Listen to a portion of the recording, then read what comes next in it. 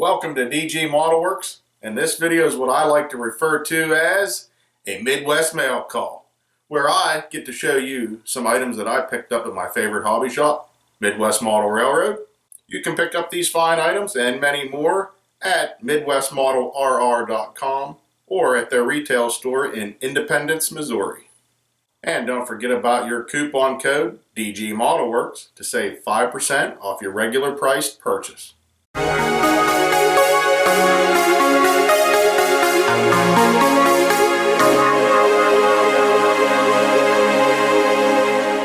The first thing I would like to show are these trees from JTT. Now, Midwest Model Railroad has recently stocked the entire line of JTT scenery products, and these trees look pretty dang good. So I bought a couple to check out close up. The first set of trees that I bought are chestnut trees, and I bought them because when I was a kid we had a chestnut tree in the yard, and I remember always going down to the chestnut tree and getting chestnuts off the ground and actually peeling the shell off and just eating the chestnuts right there. And I don't know, it's just something from my childhood that I remembered, and I wanted to get some chestnut trees. And so here they are. And as you can see, there are all sorts of different trees that you can get from JTT. I think what amazes me most about these JTT trees are the trunks. They're really realistic looking trunks. I mean, look at that.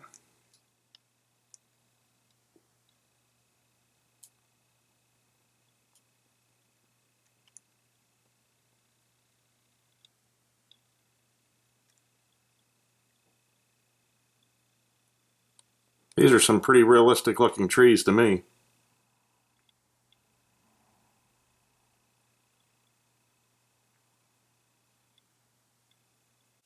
I also bought a couple autumn deciduous trees, mainly because I'm thinking about having an autumn scene on my layout somewhere, and I wanted to check out the autumn selection from JTT. And again, I'm really impressed with the trunk detail. I think that's what stands out the most to me about these trees.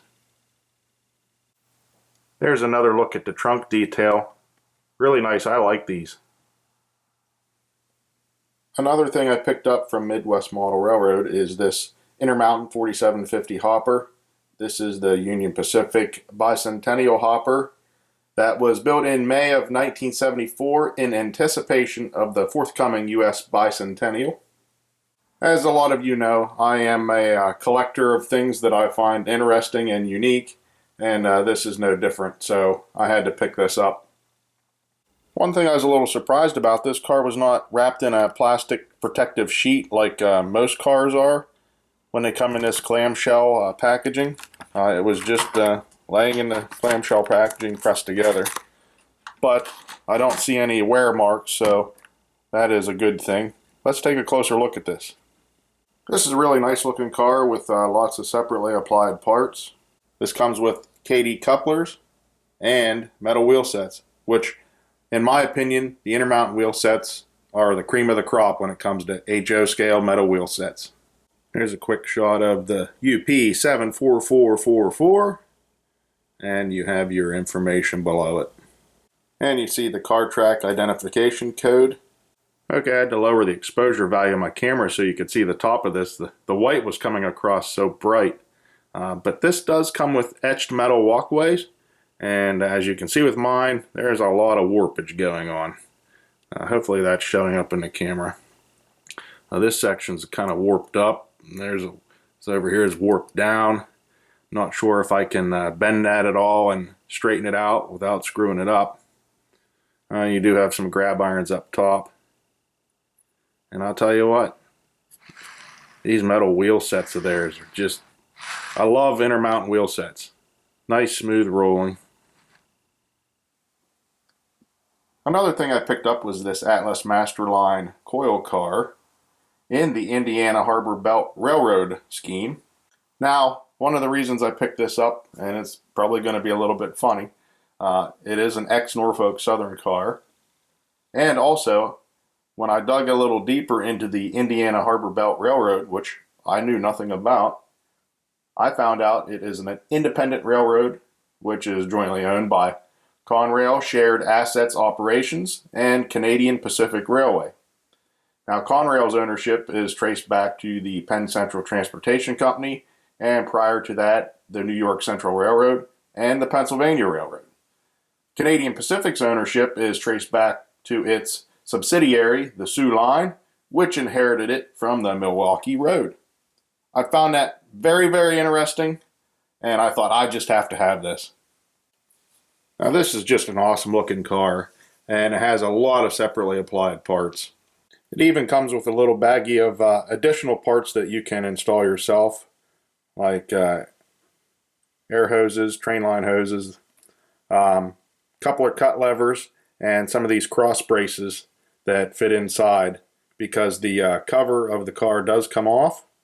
Like I said, lots of nice detail, see-through walkways, lots of separately applied parts. Comes with metal wheel sets, separately applied railings, some underbody detail. As I said earlier, the cover does come off, but it fits on very tight, and it's kind of tricky and hard to get off, especially if you don't want to break any of the detail parts off, or you know, the hand railings here. What I found so far, it works for me. Take something non-marring like this plastic uncoupling tool and just kind of stick it in the crack of where the lid meets the model, and it'll just pop up a little bit, enough that you can get a hold of it and take it off. Okay, there's a look at the inside of it. Now, one thing I did notice, this cover has a weight in it. That's a pretty nice chunk of weight. Definitely weight in it. I don't know if you want to run some coils in this. I'm thinking you're going to have to remove that weight somehow. Not sure how that's supposed to work out. But there we go. It's a pretty nice coil car though. I like it. Well, that's it for this episode of Midwest Mail Call. Be sure to check out Midwest Model Railroad for a great selection of model railroading supplies and great prices, and ships out in one business day. Hey, you can't beat that. Alright guys, that's all I have for this video. If you would like to see more content from my channel, be sure to subscribe and click that bell icon to be notified of future videos.